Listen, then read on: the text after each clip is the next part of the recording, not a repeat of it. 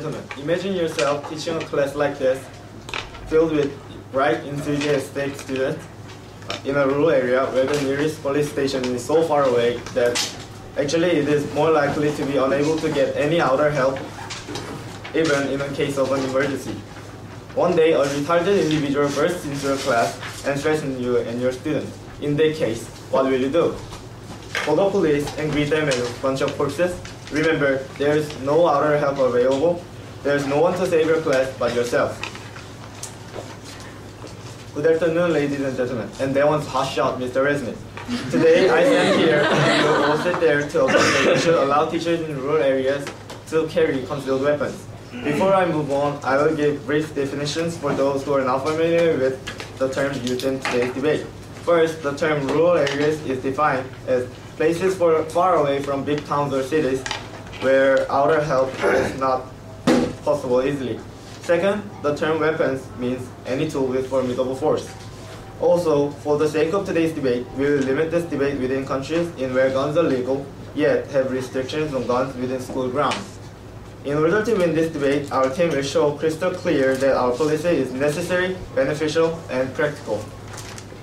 Now, to get it straight, we inform you of the fact that schools in rural areas are not so safe like what you think. Some ignorant people like those who are sitting on the other side, absent-minded, who hardly had ever set their foot on those areas, think that rural areas are as safe as one of those Sesame Streets where everybody is friendly or happy. I may have exaggerated a little, but that's what people think.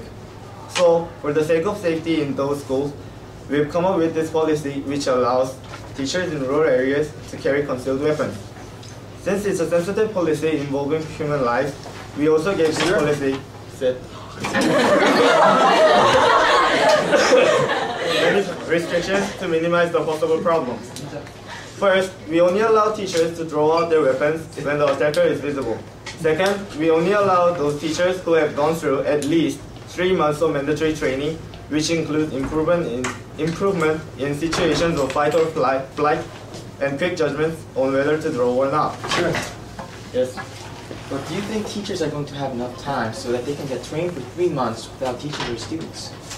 That's what police do when they are required to become police officers. So that's like that long. The speaker could address the audience when he responds. Yeah. He's debating. Yes. We think that 3 months of mandatory training is not so long because it's even shorter than the requirement for becoming a police officer. So, I move on.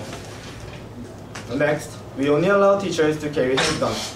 As the punishment for misuses of the weapons, the teacher's license is instantly disqualified and will be taken to court for the damage one had caused. Also, we only allow teachers to teach in rural areas where they can't get outer help easily. Now, our first speaker, who is better than theirs, will show that our policy is necessary for the sake of rural safety. And our second speaker, the almighty Yeso, will give solid reasons and proof why our policy is so beneficial and practical. Last but not least, our third speaker, Young Min, will sum up today's debate and once again clearly show you all why our policy is necessary, beneficial, and practical.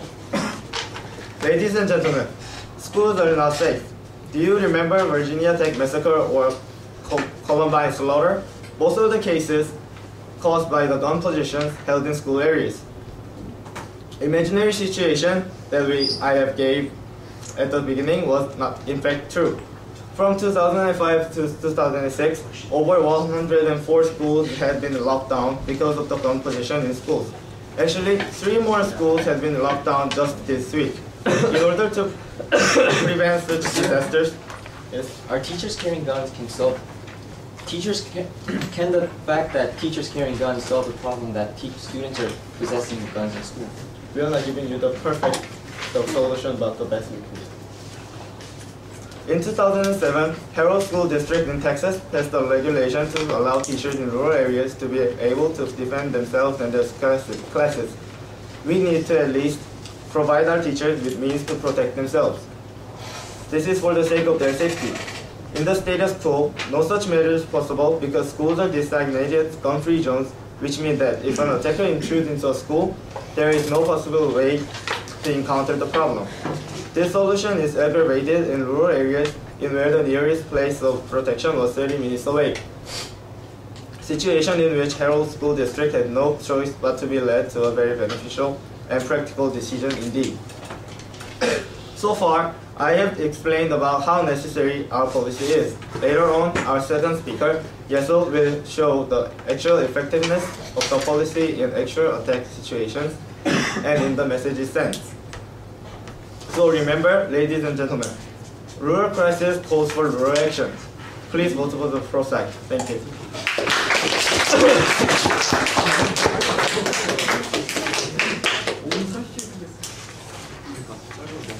Is the time on?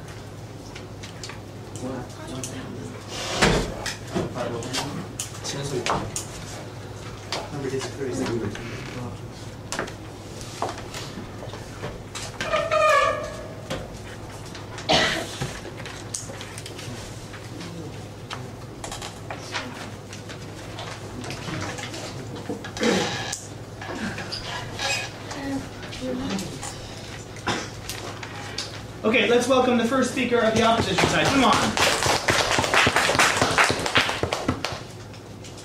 Okay, hello ladies and gentlemen. Today we are here to talk about the given statement. Teachers in rural areas should be allowed to carry concealed weapons.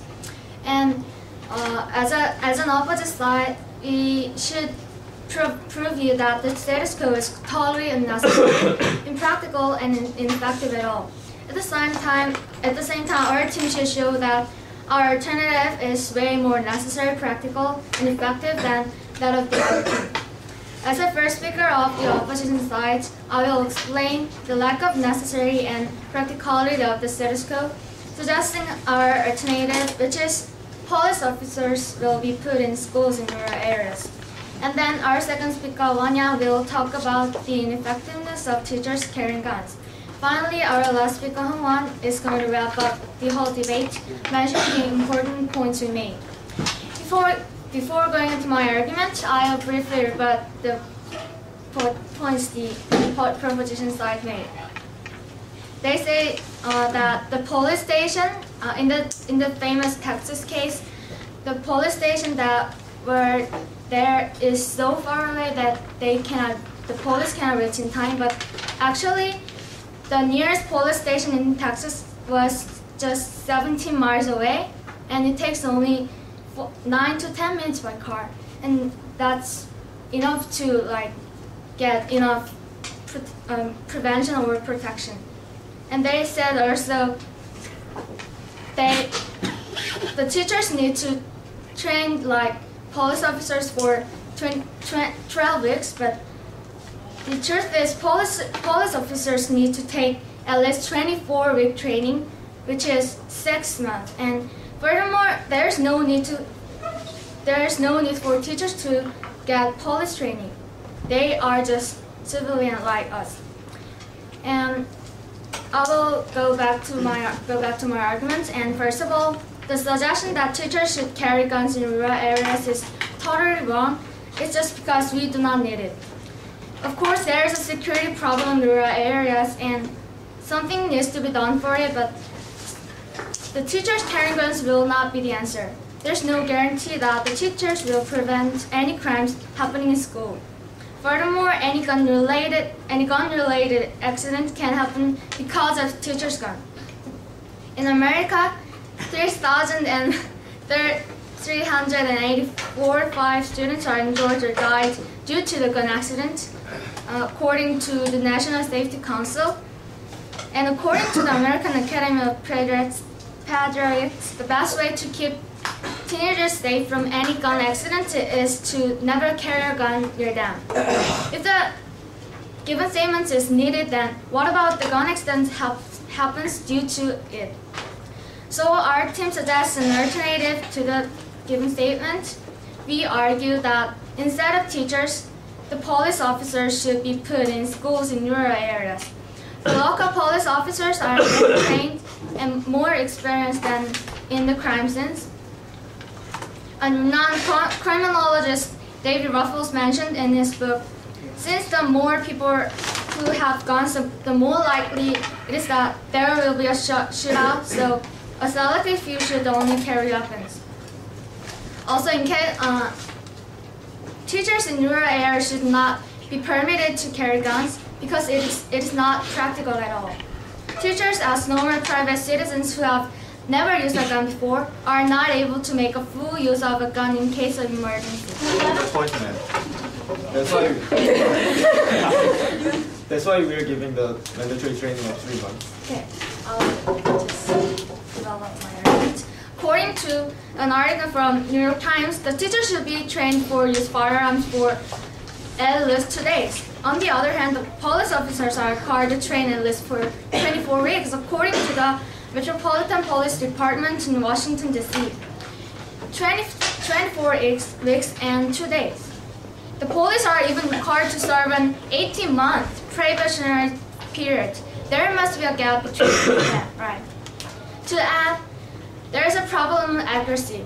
According to an article on The Independent on Los Angeles, a well-trained police officer shows only 20% of accuracy when they are shooting in front of a criminal. Can you imagine how low the accuracy will be when 2-day or trained teacher shoots? They may shoot another person. Okay, let me summarize my points again. The given policy, teachers in rural areas should be allowed to carry concealed weapons, is completely unnecessary and impractical. There is a great chance of accident, and their weapon using skill is greatly inferior to that of police officers. Rather, we suggest you that the police officers who are armed should take care of the school's security instead of teachers. Ladies and gentlemen, for the sake of student safety, please vote for the opposition side.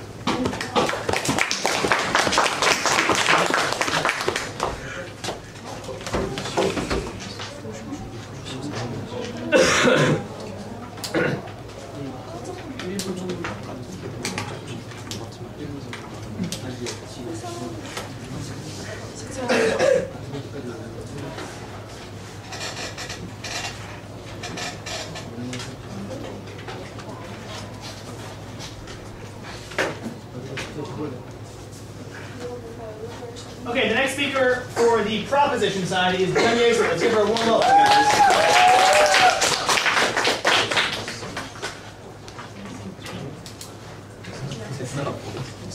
Can I have a stopwatch?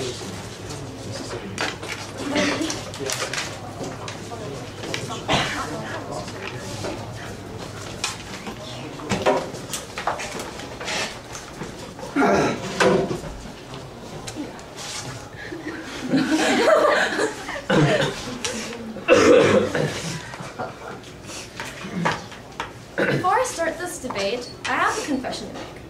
When I first came to this debate, I have to admit, I had very high expectations for our opposition. However, our expectations were crushed with regard to the alternative they gave to the policy that we are presenting in front of you, because when a team comes up with a solution that you know is not there for a reason, you know they are in trouble. So I, as a second speaker, will point out where their policy falls short and point out how their arguments fall short as well. So the first thing I'd like to say regarding their policy is that they need to get their facts straight. In the Texas case, the true fact is that the nearest police station is not just a mere 9-10 minutes away, and that it is actually 30 minutes away. 30 minutes means that the situation will be over by the time they arrive, and that the room will be filled with corpses, as their first speaker has said. Also, they've mentioned police officers as putting police officers in schools as the perfect solution to solve this problem. However, police officers, in a perfect world, police officers will be there to protect us in every step of life. However, that is just not true, because the government is limited in the resources that we can allot in security, and therefore there is a reason that police officers cannot be there. We simply do not have the money to do that. Not right now.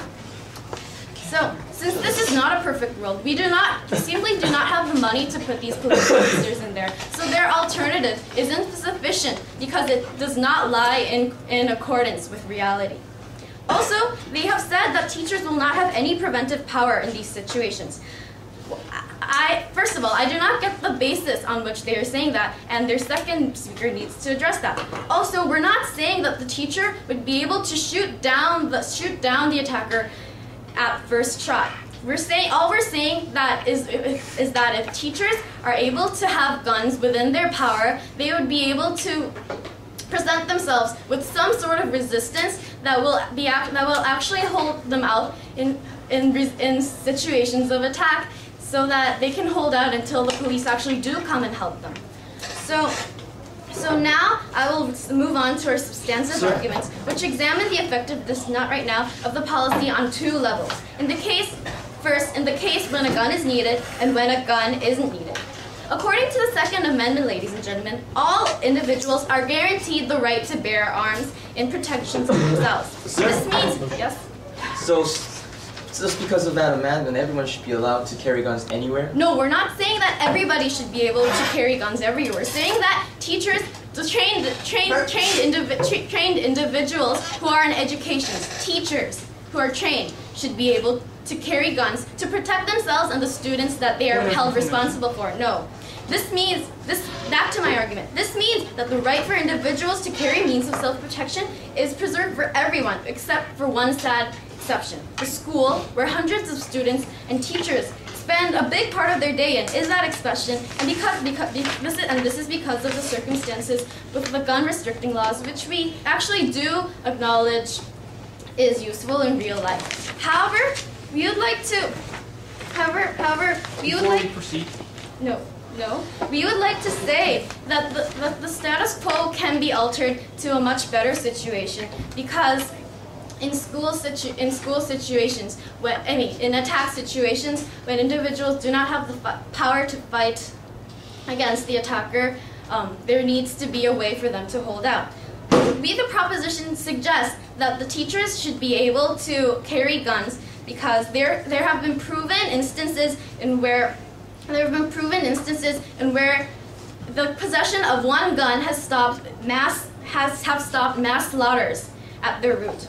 For example, there is the example of the Appalachian Law School, stopped when a student retrieved a gun from his car and confronted the shooter. Another instance is the case in Pearl, Mississippi, where the school shooter was effectively stopped when the vice principal was able to take his handgun from his truck and ran to the scene. In these cases, we can see the effectiveness of the possession of one gun in an emergency situation is immense. We're not saying that teachers would be able to shoot down these attackers at one shot, but we're saying that the sheer resistance power that the presence of the gun in a situation is enough to help save the lives of many students and teachers alike. Furthermore, this plan would ensure that teachers wouldn't even need to take out their guns in the first place. This leads us to our third and final argument that this policy is effective even when there isn't a case of an actual attack. This is because this plan sends out the message that the school is not a free target for shooters where they will not be met with resistance.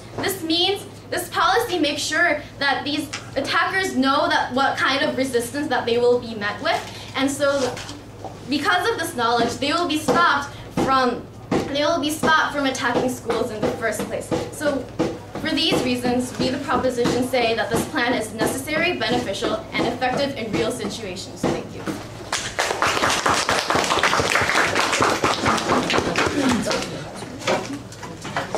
Okay, judges, I want to remind you that after the next speech, I'll be calling on two of you guys to give short speeches. So think about what you might say for either side if I happen to call on you. Okay?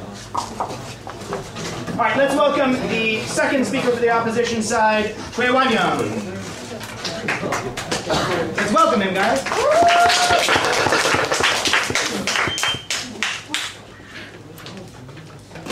Ladies and gentlemen, when I first came here to this debate, I actually thought that at least the two sides had the same backgrounds, same basis for our arguments. However, looking at what they have said, looking at what they have argued on today's debate, I even doubt that. They're not worrying about student safety. They're not worrying about teachers' safety. All they're trying to do is just to make a policy so that their arguments can be established. However, ladies and gentlemen, today as the second speaker of our side, I will first rebut what they have said and then present our last argument, which is the effectiveness of the school police. to first rebut their points, they have mentioned about the times, 30 minutes. Well, it's very convenient for them to argue about the time, but it really doesn't matter if our policy is activated, because in our policy, the police officers are not outside the school, but inside school. It won't matter. It won't even take 20 seconds for them to get to the class. And furthermore, Point, sir. no. Furthermore, the gun possessing issue that they've talked about, they're misunderstanding about the whole topic, ladies and gentlemen. About the gun possessing issue, just because the teachers are carrying guns inside their pockets doesn't mean that the students will be so afraid that they won't be carrying weapons. The students who will be carrying weapons will carry weapons. And they have misunderstood the entire point, and they have not suggested an exact solution for it. Point. No. For instance, also, they talked about the reality of this issue. However, how realistic is it for teachers to get a 6-month gun training? So teachers who should be teaching in front of the board should be standing in front of the targets, trying to aim right. Ladies and gentlemen, this is awkward. For 6 months? I mean, police officers who have been trained for years and years and who have experienced their jobs for years and years still have problem catching the criminals, detecting the criminals, and shooting down the criminals. So they're expecting that only a few months of training will actually ensure the safety? Yes?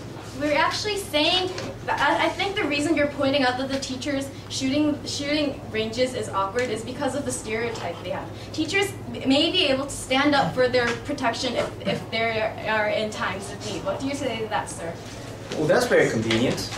Okay, then if I am in a situation of need, then I could shoot anybody. Yeah? Well, no. Welcome. And a handgun. And also, now to get into our points, the effectiveness of our policy. Well, our effectiveness of our policy has already been proven. According to the research of ICPC in 2004, 3/4 of decrease in aggression in class has been found, and also 2/3 of schools have experienced an increase in pro-social attitudes in their students. Ladies and gentlemen, this is all a result of our policy, the school police. And this is not an impossible issue. We'll be using police officers who are in the possession right now, or the police officers who have been retired. And this will not really do anything, and this will not really be unrealistic. This will not be needing any cost, because we are using the police officers who are here right now. So, ladies and gentlemen, we are actually having professional, trained, and experienced police officers in our school now. And also, ladies and gentlemen, just think about it. Who would you want walking around the hallways of our school? A math teacher with a rifle or a handgun who is even frightened to use it? Or a professional, experienced police officer who's actually trained and experienced for years and years to actually do the job that he needs to do? Ladies and gentlemen, also, in addition to explaining my third argument, which is the fact, I would also like to clear up on what our excellent first speaker has talked about. To first talk about the necessity, of course we have the necessity. Our schools are in danger right now. Our schools need someone to protect them. Yes, they have said right by saying that school violence is serious. So how are we going to protect the students and the teachers? Well, we're going to do it by getting in professional and trained police officers. And that our policy is going to work. And also, as for the practicality, there is no practicality issue in this debate, because we are using the status quo resources in the status quo, so we are not off from reality. Yes. Point, sir. If you're using resources from the status quo, this would mean that you would take police officers from their stations to station them into schools, and that would mean a hole in another area. What do you say to that, sir? Using police officers who are located in other situations. Cynthia? Can I just finish? Your point was out of order to begin with. Sorry. If you understand, you can respond to that. I really didn't understand what they said, but to kind of clear up what they tried to say, well, it doesn't really matter, because, well, if the police officers are just going to, if the teachers are going to have to take off the criminals for the police officers to get there in 30 minutes, then we might as well just put them inside the school. So, ladies and gentlemen, in today's debate, we have one serious issue and one serious policy. One serious policy needs to be fixed and needs to be solved. So, ladies and gentlemen, please vote for our policy, which will solve the problem and which will solve the status quo. Thank you.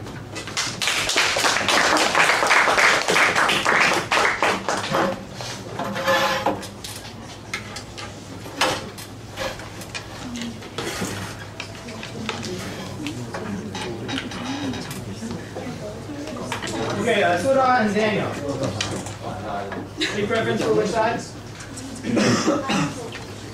Opposition?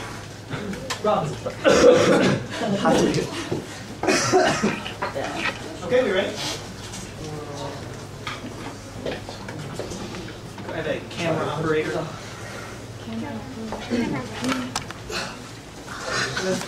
Please do. The proposition side talked about the whole in the police stations, because as according to the opposition's policy, if police officers kind of go to schools and protect the students, they're doing the jobs in a different area than it's supposed to be. So I think the opposition side didn't kind of exactly explain about that point. So if the proposition side kind of emphasized it, I think they could make a strong point on it. Thank you, Jeff.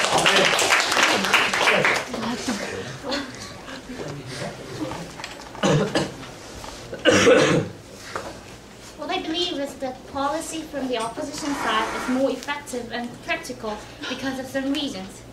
First, like this side said, like there will be a hole in the area if they take the police officer from the place and put them in school. But I think that what's the difference between training policemen for another policeman and training teachers? And also another problem that prosecution didn't consider is that they didn't consider about teachers' aspect.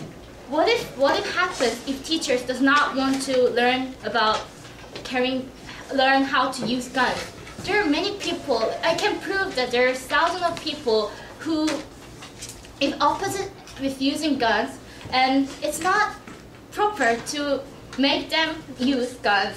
And if teachers does not want to use guns, there's no practicality for training teachers to use guns.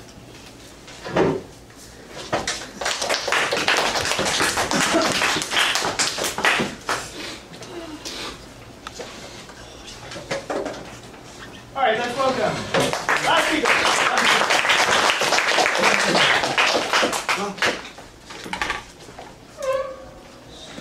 Ladies and gentlemen, our Honorable Michigan Republican David Agama said, I feel that more safety precautions for schools are needed, but I'm not sure whether gun for teacher is the answer.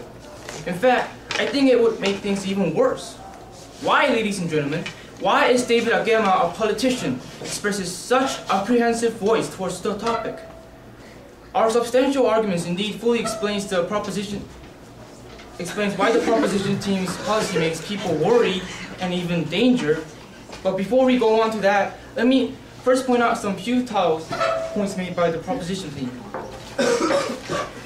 What the proposition team is simply saying is that the status quo is too detrimental, and they're saying that the criminal actions happening at schools these days are too bad that they need teachers to hold concealed weapons. However, ladies and gentlemen, no matter how detrimental is the status quo, no matter how the circumstances working, this is not the problem that a group of teachers can solve. Teachers simply don't have the ability to secure students from violence because they are weak and resistless as well as students. And I really don't. Point, sir. No, sir. No. I really don't understand why the proposition team just keep emphasizing the status quo. And also, the proposition team has also missed out to explain who's to say a kid couldn't take a gun from teachers. I mean, guns are already at a ready supply in the U.S. and all around the world. And if teacher could carry the guns, why can't I? Would be their thoughts. So they didn't explain on that. And now I'll go to our opposition team's substantial points. And we think that concealed weapons should be prohibited at schools, and that is because teachers are not the ones who will guarantee the security of children, which makes our policy needed and necessary. More than 385 children are dying in the United States a year by gunfires. And hear this out, ladies and gentlemen. 80% of gun-related robberies are a result of gun owners accidentally shooting themselves or their loved ones. Teachers, without a little doubt, will make mistakes too, because they're not fully trained. And second reason why I blame, yes.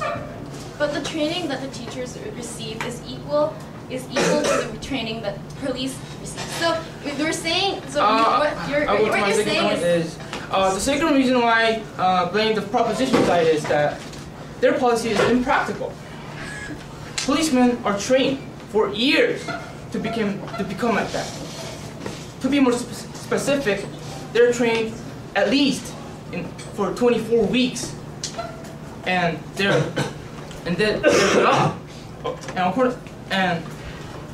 but still, even policemen are nervous when confronted with emergency situations. Policemen, according to statistics, accuracy of shooting falls down to 20% when they confront with an emergency situation. Then what would happen to teachers' accuracy of shooting when they're confronted with an emergency situation? And indeed, they're only trained for like 6 months to like 40 hours by their community service program. And I think they will make even things worse.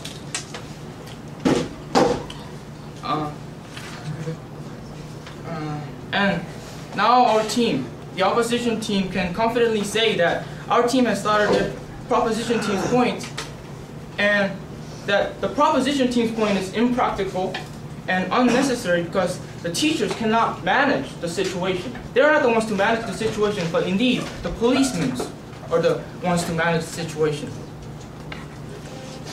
And this is the moment for the audience to take the vote for us, the opposition team. Thank you. Sir, Yes. it's kind of hard if you're outside, like here, to like hear the thing for this. Yeah, so Groundkeeper, please tap nice and loudly. you can't really hear whether it's like over 4 minutes, 5 minutes. Okay, he'll tap more loudly. Our timekeeper is not going to do that. Thank you.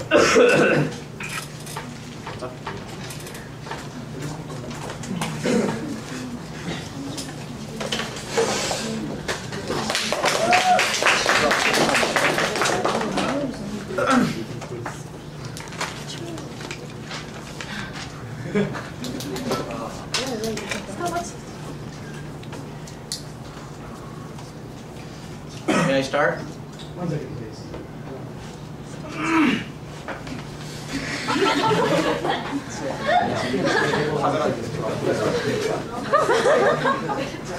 Your mother will see that. Okay, let's welcome the last speaker of the debate.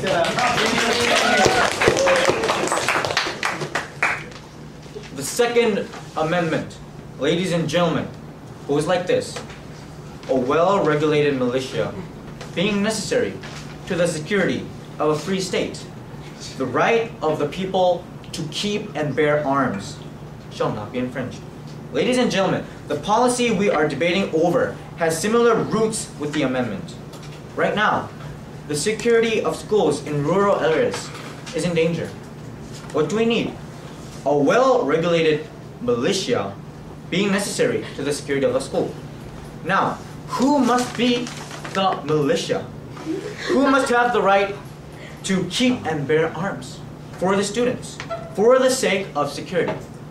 Surely, we must give the power to those who have the responsibility to protect the students and the teachers.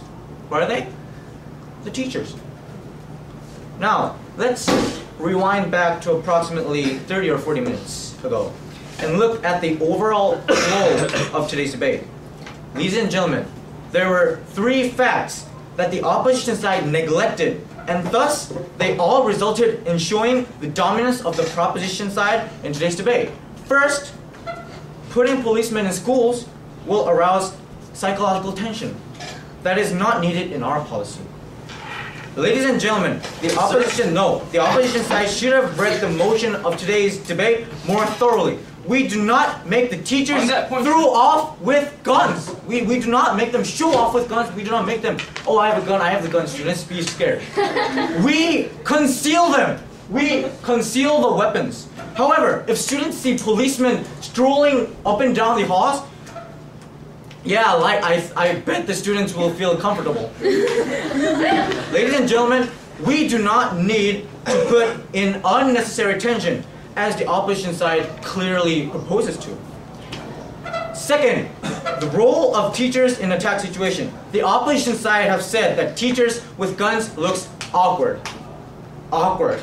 Obviously, they're sticking to the stereotype that teachers are weak. Sir. No. However, once they are equipped with guns, they are on equal grounds with attackers because they have, I said no, have the same weapons. This would give them the resistance power that would prove effective in real situations, as we already showed in real life examples. Sir.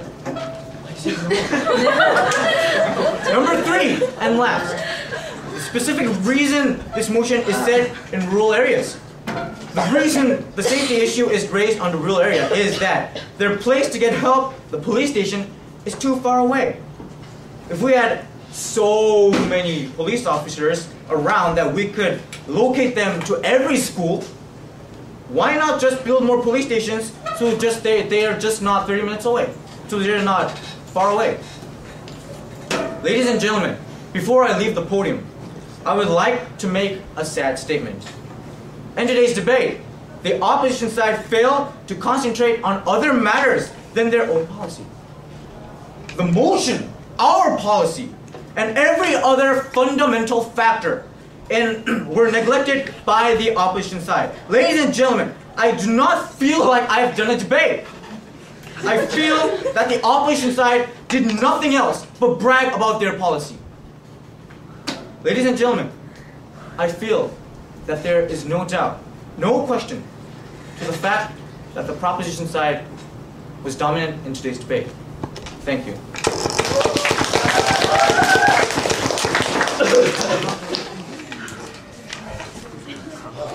Okay, judges, take just a moment now to make your decision. Please do not share a decision with your neighbor.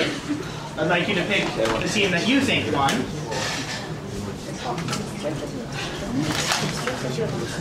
Would you stop the camera, please?